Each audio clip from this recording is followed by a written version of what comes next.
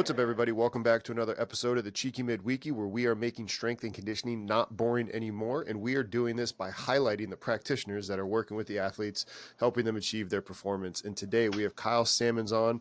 Kyle works with the Arizona Cardinals. Kyle came highly recommended from Buddy. So if you like the conversation with Buddy, you're going to love this. Kyle, thank you for coming on the show. I greatly appreciate it, man. What's new in your world? Not a whole lot, to be honest with you, and I appreciate you having me on, Justin. What's new? Well, it's off season now, so trying to just recalibrate and catch up on sleep. So for anybody that doesn't know, what does an NFL offseason, what does an NFL season look like for somebody on the outside that, a majority of our listeners are strength coaches, if they want to aspire to be a professional strength coach in the NFL, what does that mean? What does that look like? Okay. Well, I came from the college sector, so I was at University of Washington for 7 years, and now I'm in the NFL. So looking at it from that lens, college, you play anywhere from 10 to 12 games.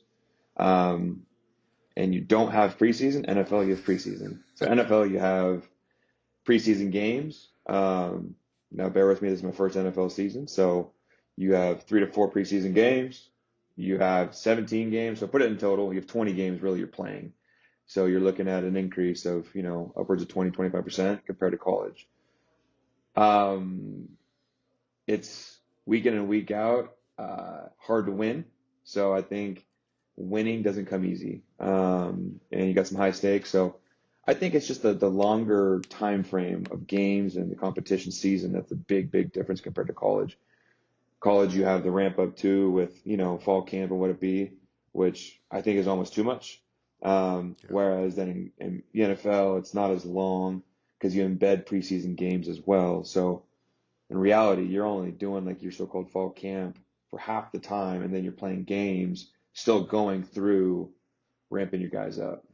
So it almost sounds like it's built in like almost a periodization model where if you like, okay, you're going to play 50% of the game, 65, 70% in an ideal world, but we know that doesn't happen in the NFL, right? Like, No, that's got to be one of the no. most frustrating things to think about because I remember what Coach Doyle had said preparing the seniors for going to the NFL is like, this is going to be the longest time in your life just because you've never had that long of a concentrated amount of time.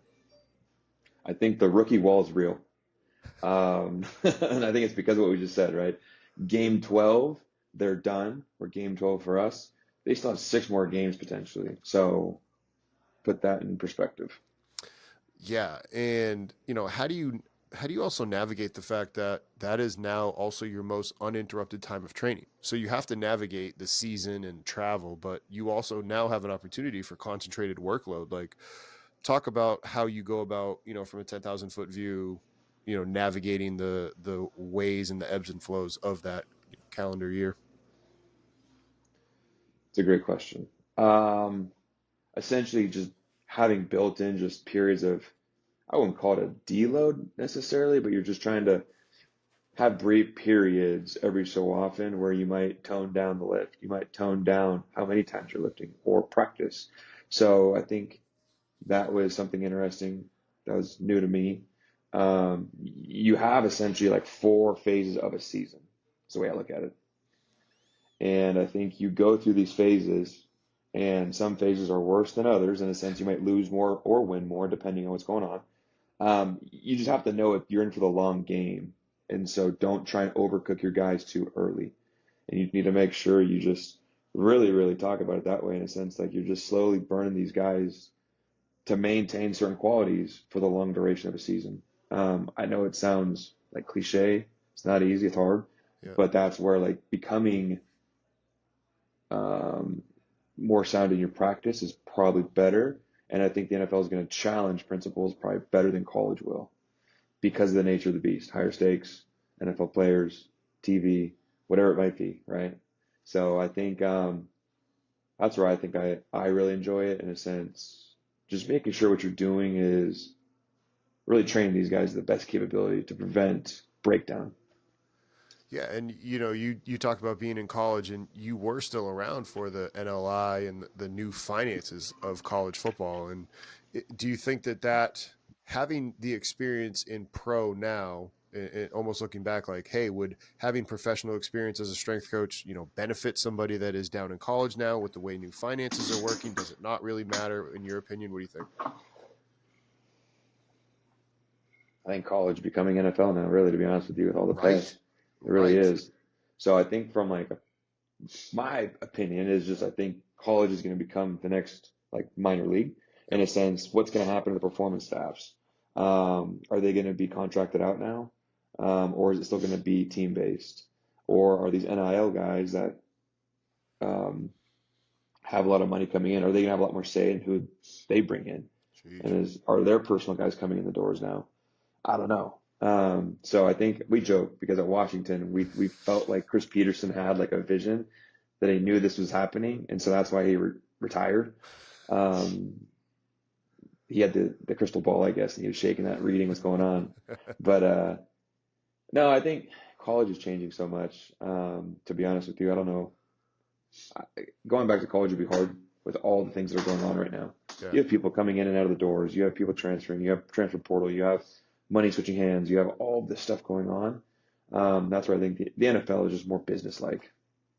It's interesting you said that about minor leagues, because I actually made that analogy to one of my clients the other day. I was like, look, Big Ten, not Big Ten, Power Five football is like Triple A now, and your Yeah. College Five is like, or your Group of Five is your Double A, and then Single A. Like, there's just now levels to it, right? Yep. Big time levels. And I think look what's going on at the Power Five level right now. You're going to have a super conference here shortly, right? Like you're already going that path. Yep. You just demolished the Pac-12, which was one of the more historic conferences around, which is sad to see, but you're just seeing that start to take place already. And now within this, in the periodization model in college and pro, you don't have the same long term, like, or do you have, like, what in terms of periodization and looking at planning in the weight room and planning practice from a sports scientist standpoint, like, how do you see that adjustment going? And what would be some advice that you give to strength coaches, sports scientists, physios, anybody that's listening to this? I think college, you almost have too much time. Really? And yeah, I think people look at me kind of weird when I say that, but I think you almost have too much time and you have to fill your time. It's like you have 2 hours, train it for 2 hours. You have 9 months, train it for 9 months. As opposed to thinking a little bit differently, like the NFL, like we have off season coming in April, and then that goes until, June, and then we ramp up for camp, which is July. And then July through, January is essentially the season. And so I think that NFL model is probably a little bit better. The way my brain works is because you know what you're getting yourself into and you know what you have to get your guys ready for. I could be wrong, but I think NFL has just enough time to screw guys up, but also too, you have just enough time to develop. I think it's the right amount of time. So I'll leave it at that. It's interesting you say that, because I've heard people in the NFL say, like, man, I'm jealous of the fact that, your guys only have a week off or 2 weeks off, because, that gap that sometimes can occur from the end of, whenever OTAs are until they come back. Like, it seems like some coaches want to try to minimize that so that way their guys are able to handle the demands in practice. No?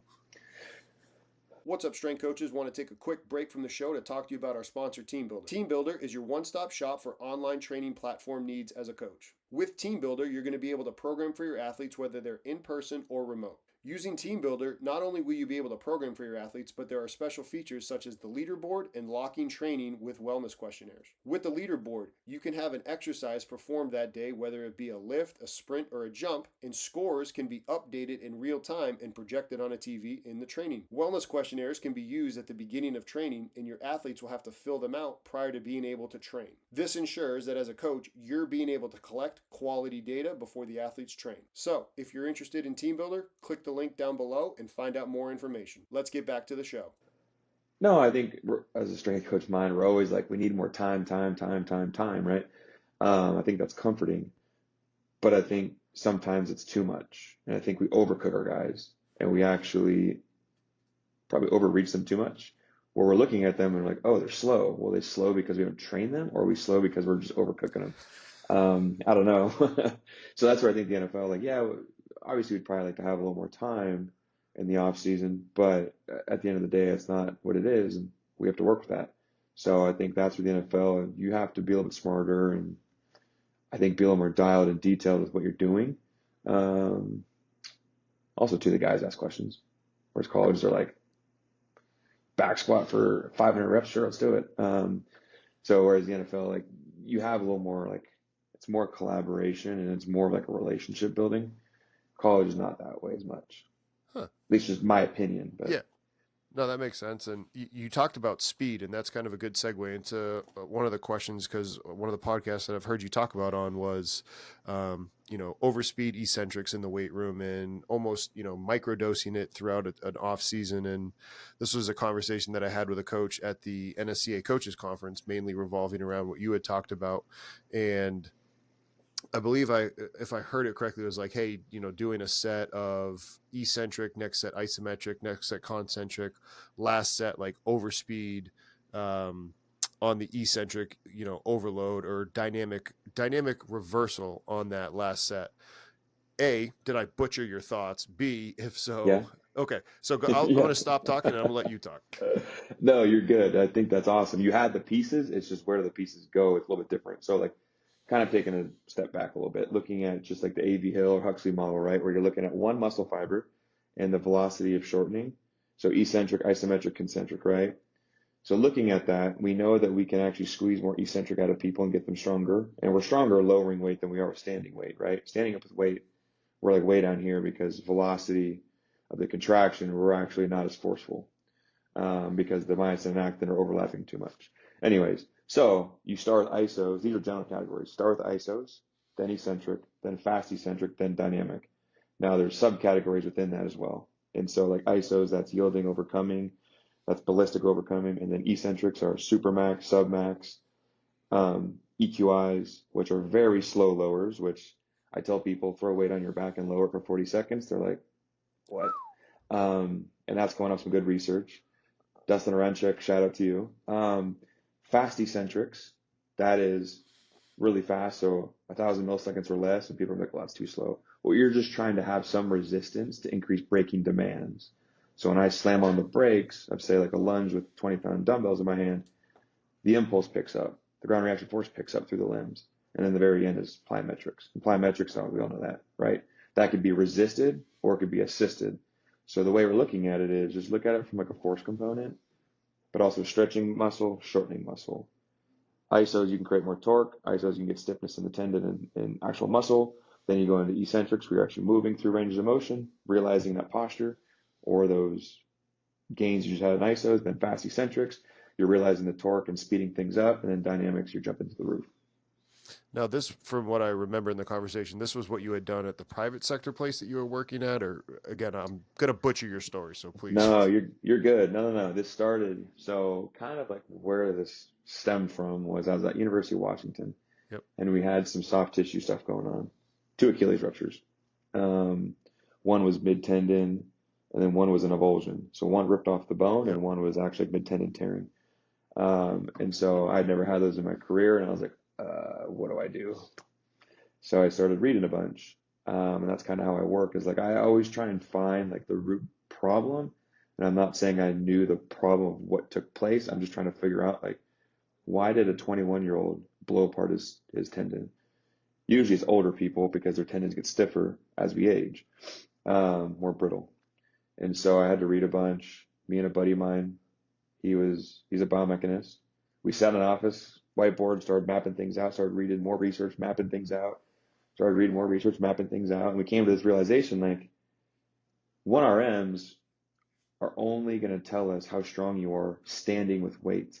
Yep. So me coming out of the whole bouncing on the bottom and standing up with 225, I'm really only capable of concentrically doing 225. Eccentrically, I can go well beyond that. Mm-hmm. And looking at that one muscle fiber, like I was telling you about, like you can get people higher eccentric force training the eccentrics. So why wouldn't we do that? If we can drag up the eccentrics, that's braking force, braking impulse, depending on speed. That's going to resist deformation then, right? So I'll be able to stop faster. I'll be able to accelerate better. I'll be able to, run faster, etc. Jump higher, bang into people, be more resilient at the tissue level. So that's where it started. We got those Achilles guys back.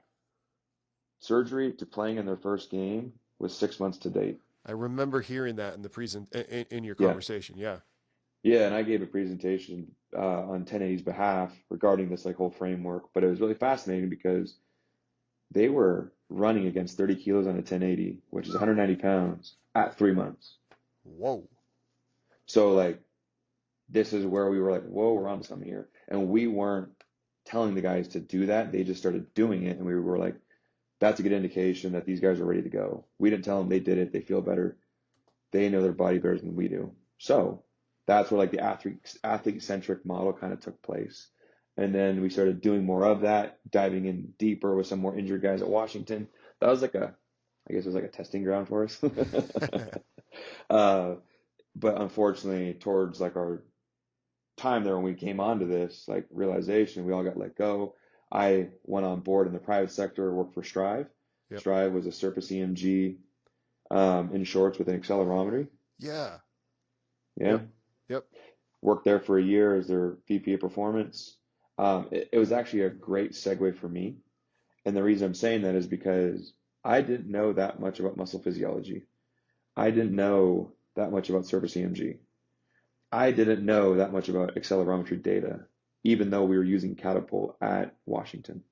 It allowed me to sit there for a full year and really dive into muscle physiology, tissue mechanics, and understand kinetics and kinematics kind of all wrapped in one, but also to how the tissue works. Because we could get accelerations, we could get ground reaction forces through accelerations, hypothetically. So looking at it through the lens of muscle physiology was fascinating for me. That's I bet you anybody listening to it right now is like, first of all, kudos to you for diving into that and continuing to learn during a time that was probably a little bit difficult for you being let go from what you had going on at UW, but to take that and to then run with it, like kudos to you for that. I appreciate that. There was some dark times early on. Like, I mean, you can probably speak to this. Like, you get I've let been go there. at a place, Yeah. you get let go, and that was your identity, right? Yep. And so, even though Coach Peterson was in every team meeting telling us, don't let football or strength and conditioning be your identity, that was my identity. And so, when I got let go, I was like, what do I do? So, Yeah, the it same was exact thing great. happened with me, and that buddy talked about that when he got let go at his other places. Yeah. Like he was just chilling. I was chilling. I didn't know what to do. I wasn't sleeping. I was like, what the hell do I do? So then, luckily, long story short, I jumped on Strive and it kind of like allowed me to take a breath and like look through strength conditioning through a different lens. Yeah. And it was the muscle physiology lens. And it was cool because we at Strive would go into like team settings, we'd go into one-off settings with professional athletes and like throw shorts on guys. And I was the one breaking down the data then. It was me and one other guy. We're literally their sports scientists that was part of their staff inadvertently breaking down their data on their guy. And we started to formulate like a plan, like do some change of direction, do some decel, do some excel, do some squats, and we can build almost like a muscle profile. Yeah. And we can see then like which muscles from an amplitude standpoint, but also a muscle frequency standpoint, what was going on internally to achieve that task. Now, you said that it kind of forced you to learn even more about muscle physiology. What would you say to any of our strength coaches out there that are listening? As a whole, are we not talking about it more? How do we make that better so that way there's not more and more people feeling like you, like, hey, how do we move this needle forward? Then we've identified an area of weakness. What can we do to make it better? I think just having a brief understanding of it, in a sense, muscle attaches to tendon, tendon attaches to bone. What Yep. happens when I lift? Okay, better yet, what happens when I have time constraints or non-time constraints? And Time that's why constraints as in like eccentric and isometrics, or like time constraints as like, hey, you got to get this lift done because we're going to practice. think one lift, one set of 5 reps. You have a ton of weight on the bar. Time is endless. Maximal strength, right? Like I'm pushing through, grinding through reps. Yeah. The heavy, slow type work.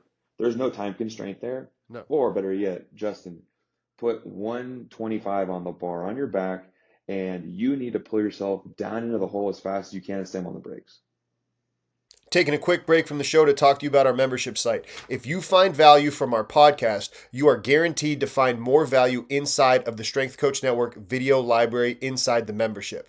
Doesn't matter the level coach you are, you can see all of our 170 plus lectures sorted 3 different ways. Based on the level of expertise coach you are, aspiring, established, or head, you can sort it by every sport imaginable, and you can sort it by every topic in strength and conditioning. This makes all of the content consumable, easy for you and for your staff members to be able to deep dive on any topic in strength and conditioning. Click the link down below to try the site out for 24 hours for only $1. Then your membership turns into a monthly membership where the price is less than $30 a month for $29.99, which is less than going out to dinner by yourself. You have access to all of this content. Click the link down below. That's going to affect our tissue differently, and we have to understand that. Yep. That's kind of what I'm talking about. Oh, okay. And that's so when I mentioned time constraint, it's like fast stuff where you have to do it as fast as possible. Think more plyometric, think more ballistic, think more like AEL type work. Whereas heavy slows, that's no time constraint. Gotcha. And I think understanding like how these methods affect those tissues, I think we just need to understand probably a little bit better. Like, what do isos do? What do eccentrics do to the tendon and the muscle? What does plyometrics and what does ballistic work do to tendons and muscle? What would you say to anybody that's like, okay, that sounds great, Kyle, but the fact that nothing happens in the weight room at the same speed that occurs on the field, why are you doing it? Try and match demands on field. That's the first layer, is like demands on field, they excel, decel, jump, whatever it might be. Are we getting close to that demand in the weight room?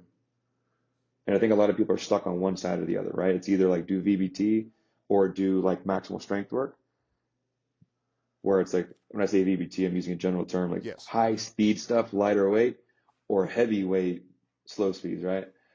We need to kind of like smush these together and understand like, okay, on field, if I have a negative 7 meters per second squared decel, how am I going to get that person in the weight room closer to that without going on the field? Yeah. Oh, better yet, how am I going to prepare that tissue to get there without being deathly sore when I do it for the first few times?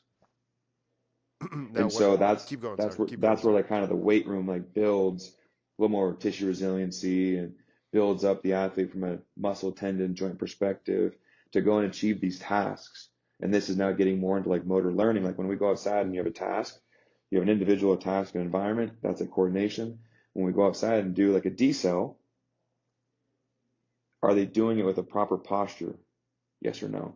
No, well, why not? It's probably because they haven't been exposed to that posture in a slow setting. So that's where the slow movement, conscious movement is very beneficial. Yeah, it's heavy, but you're also resisting being smushed. That's a yielding iso. What about would you say that you need to have the tempo metronome on as well? Because I remember reading that where the tempo of the metronome helping out with the eccentrics, yay or nay? It can. Like, let's be honest, who's going to want to do that in a weight room? Even I didn't want to do that. No, I think like, let's think like strength coaches and athlete math here. What does that mean? You tell an athlete you tell an athlete to go 10 seconds, what do they do? 5 seconds, right? Like you tell an athlete to go 40, they go 30. So I think adding constraints in the weight room to achieve a task that we're looking for is really important. And that's where like the no movement isos to the slow movement eccentrics is really crucial. So I'll leave it at that. Staying on that topic of tendon health with the eccentrics and the isometrics, I know from my wife is an athletic trainer, and like for her, in her brain, it's got to be an eccentric for tendon health. But I've been trying to explain to her, like, look, it can also be isometrics. It can also be those slow duration, heavy concentric work. And there's research out there from Dr. Ebony Rio, and I know there's others. I know Jake Turr is pushing the needle forward on this too. But what are some other things that you've seen and believe in and recommend people to do? Okay, so Keith Barr's blown the horn on it too. Thank you. Keith Barr, Michael Kayer, he's out of Europe. I think he's out of Denmark. He's a big tendon researcher. Ebony Rio, Jill Cook, like all these people talking about tendons right now. Yep. I think where it like really hit home for me was understanding stress shielding and what that means. In a sense, like if I do dynamic movement, I'm only exposing my athlete to stress probably for like a second, right? Where I'm up and down, getting out of it, up and down, getting out of it. Whereas what Keith Barr has done in his lab is looking at when you hold something for 15 to 30 seconds, what happens? And I think understanding that is super important for a tendon. And so stress shielding means I am now getting around the weak area or the damaged area, right? It's like Yep. throwing a giant rock in a river and the water kind of goes around it. Yep. Well, we have to get that rock out of the river so it can run linearly. Yep. That's essentially stress shielding. If we don't blow through the weak area and get something called stress relaxation, which I'm holding it long enough that the weaker area gets stressed now, that's longer duration isos with load, then we're never going to really blow through that either like so-called scar tissue or damaged area to get it stronger. And we're always going to shield around it. So that's why you should go a little bit longer than you probably think. That's 30 seconds. And those were, from what I remember from those things I've read and heard from them, is there's still so much good collagen and good tendon health around it that if you're not laying down the collagen stressors, you're just completely neglecting it, which is why you shouldn't be doing no tendon loading at all. Correct. You do need to have some load to get a response. And to orientate the collagen. Correct. So disarranged collagen versus aligned collagen. We want aligned collagen. Yes. We want to drive our car on a freeway with straight lines. Yes. We don't want to drive on the freeway where we're like, there's 0 lines, I don't know where I'm going. So yeah, that's a great way to put it. And I think they've done a really good job. And that's where like I've latched onto that is if you're trying to increase like tendon stiffness, but also some compliance, what does that mean? Yeah, exactly. Okay, this is confusing in a sense, like holding an ISO with load increases tendon stiffness over time. Now, what does that mean? If I do 100 pounds today and hold it for 30 seconds at 90-degree, like knee angle, let's call it, that 100 pounds will make my tendon stretch 2 feet, let's call it. Okay. That's not real, but it stretches 2 feet. Okay, I go now, over time, I now have to go to 200 pounds to stretch it 2 feet. Yep. So it's becoming stiffer. It needs heavier resistance or force to pull on it to stretch it. And that builds resiliency in the actual tendon. That makes it stiffer. So then when you go and do plyometrics, that's when you go and do faster type movements, it can actually respond in a way where it stretches and contracts really fastly. Stretch training cycle. Now, correct me if I'm wrong again, but as you talked about before, hey, muscle connects to tendon, tendon connects to bone. And when we're doing all of these fast, you talked about the plyometrics, if we're sprinting, changing direction, those are things making the tendon even more stiffer versus when you're in the weight room, you're training the tendon to be a little bit more compliant with the muscle. From a easier, A, in your opinion, correct, B, how would you go about working with coaches to make sure they're doing this to optimally keep their athletes healthy, because that's ultimately the game of what we're trying to do. Yeah. I think the safest thing for anybody in the weight room is you hold something with no movement. And I think what that's going to do is it's going to, depending on the joint action you're in, extension or flexion, you can overload it, right? So if I'm standing up like a standing plank with like 500 pounds on my back with a safety bar, and I'm just standing there, very different than me going all the way down in a triple flexion and holding in the bottom, right? So that's a little bit lighter load, but we're increasing the strength at end ranges. Yeah. And I think that's important to understand because we always, in strength and conditioning, we always work along the advantage side of the strength curve. Yes. Which means let's just do chains, unloading in the bottom when I stand it gets heavier, right? Yep. But we never, ever, ever really try and load or overload the portions athletes are weak in. So the safest way to do that is you hold ISOs with load that they can tolerate. You see them shaking in triple flexion or in a position that's a disadvantaged position for the muscle biomechanically. Which is exactly what the people at the FRC are doing, but just at an even lower load with, that's no load. That's no load, but it's the same premise. It's, hey, you're weak, let's get you strong at the end range here, but also strong at the end range of full extension. And then you go to the next phase, which is eccentrics, or like stacking blocks, right? Like early on, it's just like maybe 2 blocks. ISOs, eccentrics, very slow, no movement. That's ISO. Slow movement with actual some like joint movement. That's slow eccentrics, right? Mm-hmm. And so we're getting these people strong in advantage positions, and then they move through it. EQIs are really important to understand because that's lowering. Technically, you hold until you can't anymore and you slowly lower. But what we have done is just slowly lower through the full range. Over 40 seconds, you're getting giant impulses in the muscle at every degree you go through. And you're So getting you're people to actually, want to vomit because you're doing a 40 second. well, I didn't mention that, but yeah, it's I'll conditioning. say it. Like, to be honest with you, like you do a lot of this stuff. You don't need to do your so-called conditioning as much. This is true energy system development. It's a good point. Um, but you're building up resiliency in the tendon and the muscle. You're making the muscle stiff. You're making the tendon stiff together. Huh. Now, anybody listening to that, they're like, okay, can I do that type of stuff to do tissue remodeling, which Cal Dietz has talked a lot about before? Like, hey, we're going to tissue remodel in this phase and probably 2 or 3 times during the year. In your opinion, does that stuff still pair well with doing anything on the field that is fast, or is it negating it? Are you taking Peter and paying Paul? Well, I mean, I think at the end of the day, like if you do a ton of rounds of this stuff and sets of this, yeah, you're gonna be tired. So that's where like just offsetting, right? Still like doing it, but at what volume are you doing it? You're just still trying to retain those like qualities and traits. When I go to the field now, the field takes precedence. That's primary. Weight room is now secondary, but it's supporting each other. So say like on the field, if you're doing heavy resisted runs, what mirrors that in the weight room? That's isos and slow movement eccentrics. Then you get into faster type movements, that's decel and or max velocity. Huh. And you're Yep. just switching the body around and getting different orientations. So like as opposed to me pushing against something Yep. as like acceleration, right? Like resisted running. Yep. You can now have people resist them getting pulled into something. So like using Mm-hmm. straps in the weight room, using a band in the weight room, stuff like that. What about any of the band reversal stuff? So instead of chains, but like, the band is helping you out of the bottom still, Mm, those type of movements, right? assisted, yeah. Yeah. So like doing a plyometric that's assisting you out of the hole. Like you're holding a band, you do a squat jump, right? Yeah. So it's pulling me off the ground faster.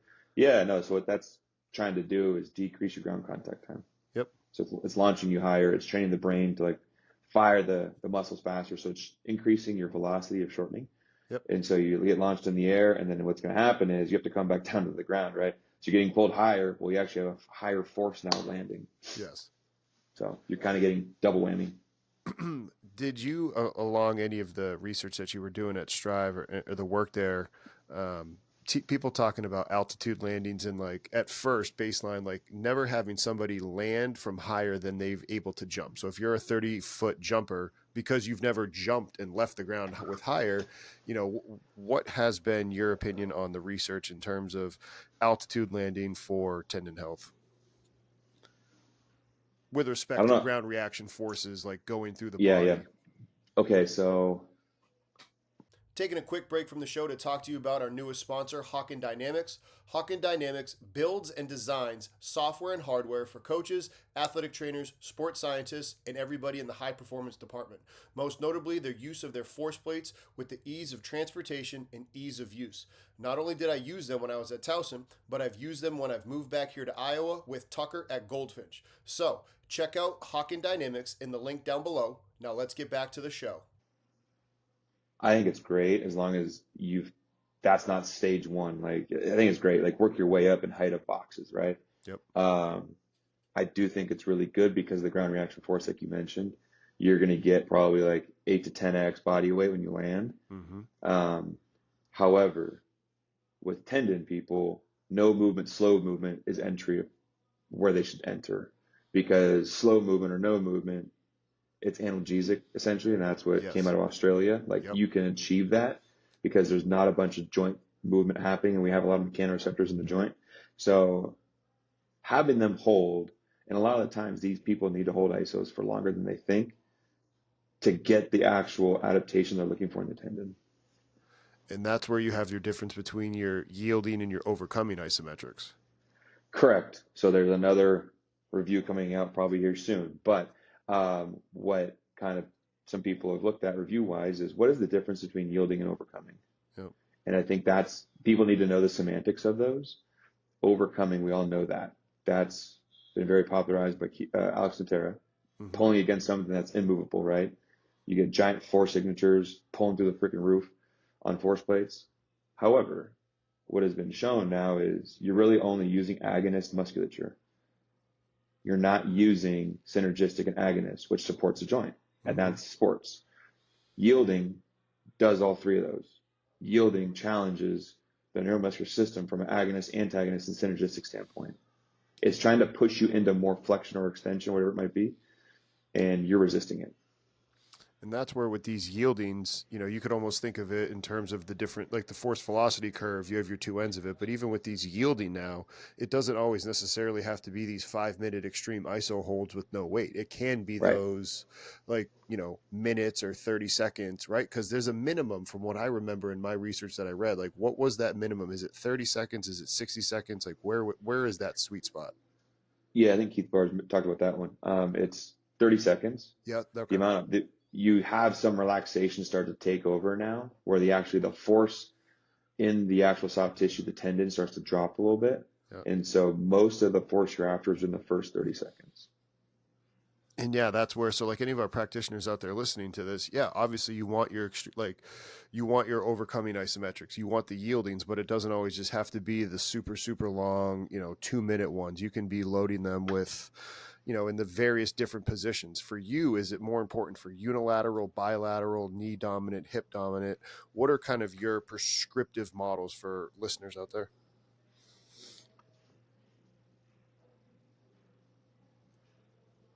You know what? Say it again. Ask that question again. Your prescription in terms of yielding, overcoming, is it better Yeah, bilateral, yeah. unilateral, hip dominant, knee dominant? What do you think? Okay. Sorry about that. You're good. You asked a question I was thinking, and then my brain just shut off. It's all good, brother. I do the same. Okay. So I personally start more unilateral to begin with. Doesn't mean you can't go bilateral. You can. It's just you can hide a lot more bilaterally. Yeah. Now, the reason you hold these ISOs to 30 seconds is to expose the weaker areas. So To you get rid of can go that boulder bilateral. in the river you're talking about. Bingo. Get the boulder out of the river. And you're trying to get the collagen to align. You're trying to stress the tissue. Yep. You fatigue the stronger tissue first. The weaker tissue then has to get stressed. And so you're making a lot more change. You can go heavier bilaterally. So that's probably a lot of people listening will be like, let's just do bilateral because there's more Just load load. it up. But at the end of the day, doing unilateral or like a split position, you don't need as much load on the bar to achieve probably a similar task. So that's where I always start is unilateral first and then go bilateral. Yeah. What if anybody's listening to this like, okay, would a prescriptive model of it be like, hey, should I do my unilateral loading of the tissue in the isometric on the same day that I'm doing a bilateral concentric effort and then vice Yes. versa? Like, is that the Yes. best way to do it? Yeah. So I've toyed around with all those things and essentially like, is it solely a unilateral day? Is it a unilateral bilateral day where I'm ping ponging between unilateral bilateral? Is it a push pull day? Is it upper lower day? Is it full body? Like whatever it is. Yeah. So for me, I like to go unilateral bilateral. And Doesn't again, mean you have to. yeah, no, and the reason I asked that is that was kind of something that we did at Iowa where it would be like, hey, if we're doing a bilateral lower body lift, we do a unilateral plyo, vice versa. So we're still getting the two. Now, does it matter? Do we need to really dive down the rabbit hole of like, okay, we're going to do a unilateral lift, a bilateral tendon health? Does it need to be alternating between yielding and overcoming? Like, what are kind of, again, your prescriptiveness with that? Your opinion? Yeah. Yeah. I think majority of the time I mentioned ISOs, I'm talking yielding. Okay. Um, and the reason is kind of like a little story here. When I was at Strive, I would throw shorts on and have hypothesis. Like, okay, when I do a yielding ISO on a hamstring curl and I'm holding at a longer lever, so we'll call it, I don't know, whatever that is, 135, right? Yep. So that's going to be stronger on the biceps femoris. And And it's going to be hard as heck to begin with. Like, because you can load it, right? You can load that thing where you're holding versus I put 400 pounds on it, I can't move it. no. And so what I did was I did shorts on, let's see the hamstring activation between a yielding and an overcoming. And I've always had this hypothesis, and I've heard people talk about it, is overcoming makes asymmetrical patterns worse. In a sense, you're really lighting up the agonist muscles, and if I have a stronger side, that side's going to get overloaded even more. Why? Because it's a force component position. Like you have to produce as much force as possible. Versus a yielding where it's trying to rip me out of a position. What I figured out was there was a less asymmetrical compensation with yielding versus overcoming. Any of this stuff have to be closed chain, open chain, in your opinion, or does it matter much? Well, No, not at all. I think the way I coin open chain, closed chain is I think a lot of people view machines as open chain. That's closed chain to me. Dive into that. It's a fixed endpoint. So if But your I'm doing foot's not leg, on. And again, I'm with you. I'm just like, okay, so I'm no, I doing a love leg this. extension. My foot's in the air, but it's because it's on an endpoint. It's fixed on an endpoint. So I'm actually a closed chain. Even though my foot's not on the ground, I think a lot of strength coaches, me 10 years ago, nah, that's open chain, man. What are you talking about? Whereas now, like I've started to read a little bit more research regarding this stuff. And I think a lot of people are trying to challenge this in a sense. What is truly open chain? That's sprinting, that's swing phase. My foot's off the ground, moving in air, and it has to reposition to strike the ground. Huh. How'd you come about that opinion, hypothesis, whatever word you want to use? Ah, talking to some friends of mine, and we were kind of like going back and forth. And then it was just more recently, like reading research. There were some researchers kind of like questioning things about that. So, like to me, even though your foot's in the air, it's still closed chain because it's a fixed endpoint. But if I had my feet dangling and I had to like, Quick break from the show to remind you to hit that like and subscribe button so that way you get notifications of when more content like this gets released. So click that like and subscribe button. And with that, let's get back to the show. do something with them in the air, like a swing phase in sprinting, that's open chain. Now, how about in terms of, okay, we're doing unilateral instead of like a split squat, if we were doing a leg extension or a leg curl, does the Mm-hmm. isolative versus integrative matter in your opinion? What's best, quote unquote, best practice? I don't know if there's like a best practice. I just, so I Come like, on, we're strength coaches. We want the straightforward, easiest answer with you're not, it, right? I think this is where machines are like actually really cool I love machines. People, they've got such a bad rap lately. because these things were engineered to fix you in a position to challenge your tissue, right? Right. So that if you're looking for one outcome of one tissue, why not just use a machine? Well, I couldn't agree more. Yeah, so like that's where when you start stacking other joints, which is like multi-joint movement, it's dumbbells, barbells, whatever it might be, like you're adding more degrees of freedom and you really don't know like which tissue is doing what. And so like early on, like doing just like machine-based stuff, I'm not saying you live there. Like you do some early on, like the warm-up or their ISOs are there only, and then you go to barbell or like dumbbells, whatever. So that's my opinion. What would be your piece of advice to a young strength and conditioning coach or sports performance coach, sports scientist, whatever, a young aspiring professional in our field? Don't be afraid to make mistakes and don't be afraid to try new things. And if you do make a mistake, what would be your piece of advice? Learn from it. So like I was at University of Nevada. Mm-hmm. We had 4 ACLs on the soccer team in like 10 days. Bro. So I had to learn pretty quick what was going on. Now it's not all my fault. I had a piece of the puzzle there for sure. Like Yeah. I need to own that, but also too like just understanding like sport demands a little bit and kind of what's taking place. But I saw that and I was like, wow, am I gonna have a job? So I just learned from it. It's okay. Like I'm not saying cause injuries. What I'm saying is just like learn from mistakes that you make. And I I think mean, sometimes people don't. no, I mean, I had 5 ACLs not Harvard, at Towson. Same thing. It was like, okay, like what is going on? Because this has never Yeah. has happened at the team before, but it had never happened in my career. Like, wait a minute, what's going on? Like, how can you critically think about what just happened and how do you learn from it? Yeah. I think don't be afraid to say you made a mistake and don't be afraid to like keep learning. Like be curious. That was one thing that kind of came out of this conference really like in Vegas is just be curious. Like keep learning. Don't What would you be say to somebody that's established in the field? same thing. Keep learning. I think when you call yourself an expert, it means you stop learning. Ooh, Um, and so I never want to be called an expert because what I just said. So I like to learn. Like I don't know. I like reading and um, I've told some of my friends, like younger strength coaches, read research, like put the books down. Like those books are great. Like yeah. we all are fixated on books right now and what people are putting out. But I think kind of chase like some research because they have such strong constraints in there that they have to do it a certain way, that they're Mm-hmm. really looking for outcomes. Start there and then you can go to your books after. But I feel like these books are making people use methods first, principles second. So Ooh, you're like, it's like exercise roulette. that's a good way to say it. What would you say to anybody that's been a director, they're around, like somebody that's been in the field for 10 plus years?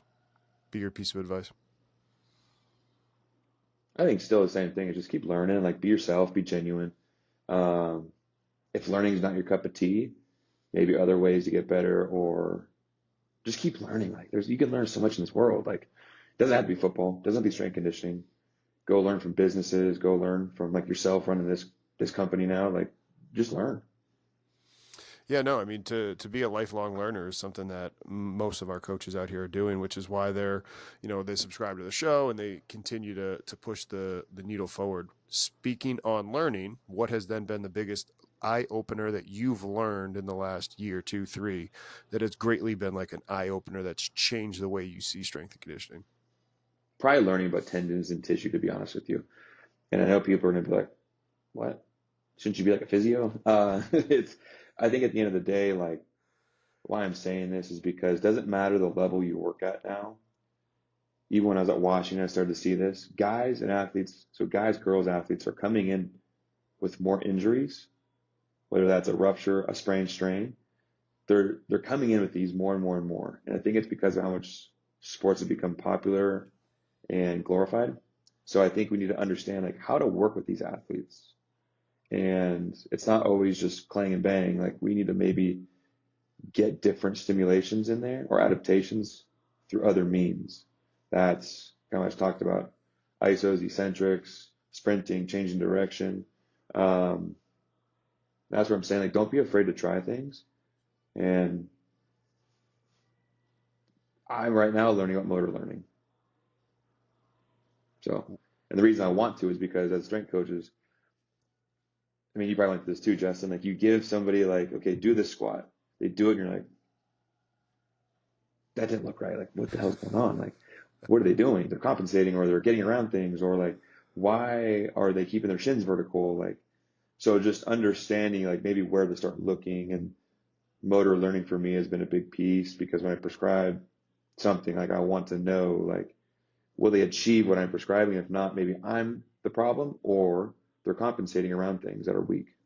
How much of it is motor learning versus nervous system not allowing it, anatomical things Yeah, from what you yeah. found? Like, what is it? I think that's a lot, to be honest with you. A lot of it is what the brain is perceiving. And if it doesn't like certain positions or postures, what is it going to do? It's going to get out of it. It's Yep. not going to want to be there No. because it's a model that's built in your nervous system where it's like, I don't want to be here. Let's get out of it. But that's also part of why you need to hold ISOs in certain positions. Yeah, hearing you say that and me asking the question, it's like that's your exact reason as to why you need to be doing Yeah, your isometrics and your eccentrics. Like I personally, and I think you and I are probably on the same page with it. It's isometric first, then eccentrics. correct. Yeah, Correct. like Yeah. that's the Jay Schrader method, right? Yep. Yeah, he's right down the street actually. Buddy was mentioning about that. So like Yeah, we he should said that on the show too. we should go knock on his door and see what's going on over there. Yeah, no, I mean this area, the Phoenix area, is freaking a haven of like training and performance. Like there's all kinds of people here. No, that's awesome, man. Well, like I said, you just finished up the regular season. I appreciate you coming on the show. Um, Best of luck in the off season, and again, appreciate you just coming on the show and helping us get better.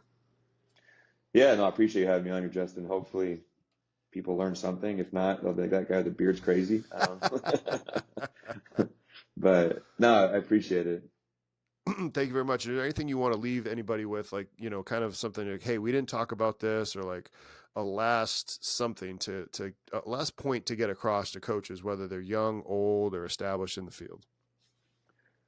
Um, I think no, maybe the one thing is just don't be a method driven person. So like don't be just like I'm only Olympics. I'm only powerlifting. I'm only barbell. I'm only machine. Like these all these are implements to have certain Yes. outcomes.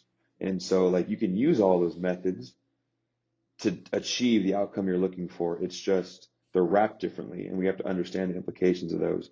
Myself early on, I was more Olympic based, but I did other methods as well. And now what I'm seeing is like the sport itself is the pinnacle. We're just trying to support that. I think a lot of times we flip it on its head. strength coaches first, yeah. And then we go to like the field, right? Where I think the field and the skill and the sport is always going to be the tip of the spear. We have to support that. We have to increase capacities for them to achieve that better, more efficiently. And I think that's just one thing I'll say.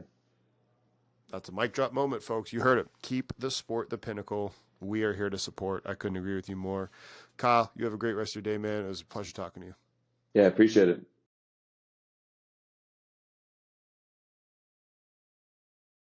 Congratulations on making it to the end of the video. Why don't you celebrate by watching more videos just like it?